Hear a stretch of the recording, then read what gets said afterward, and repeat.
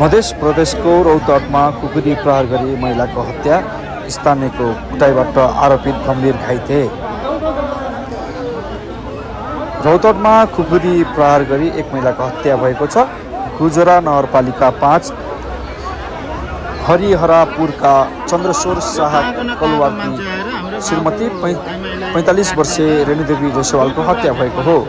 रौतहटका प्रहरी प्रवक्ता डीएसपी वसन्त गौतमका अनुसार 12 को करेमाई गाउँपालिका 8 इटहर बेलाही टोल स्थायी घर भई हाल मृतकै घरमा डेरा गरी बस्ने 35 वर्षीय उपेन्द्र शाह कलुवारले घाँटीमा खुकुरी प्रहार गरी रेणुको हत्या गरेको हुन्। घटनापछि आक्रोशित स्थानीयले उपेन्द्रलाई नियन्त्रण लिई कुटपिट गरी गम्भीर घाइते बनाएका छन्।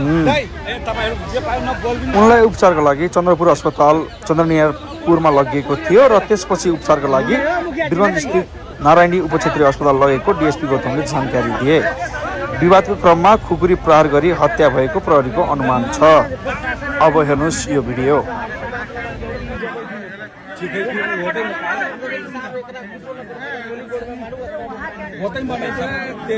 हामीसँग आदेश लिनु पर्दैन। हेलो सर, इन्सपेक्टर कहाँ सब पदक यही आवाज लाग्यो। मुखियाजी भएको तपाईको यसको दुसै मारेछ, खुकुरी मारेछ गरेर छ। भाग भाग भाग भागै भागै भागै ल ल ल ल ल उन्हें साथ में घेर लो, उन्हें से घेर लो। लो बैठू बैठू, टेंशन ना हो, बैठू बैठू बैठू। लो आराम ले छावे लो कर लो।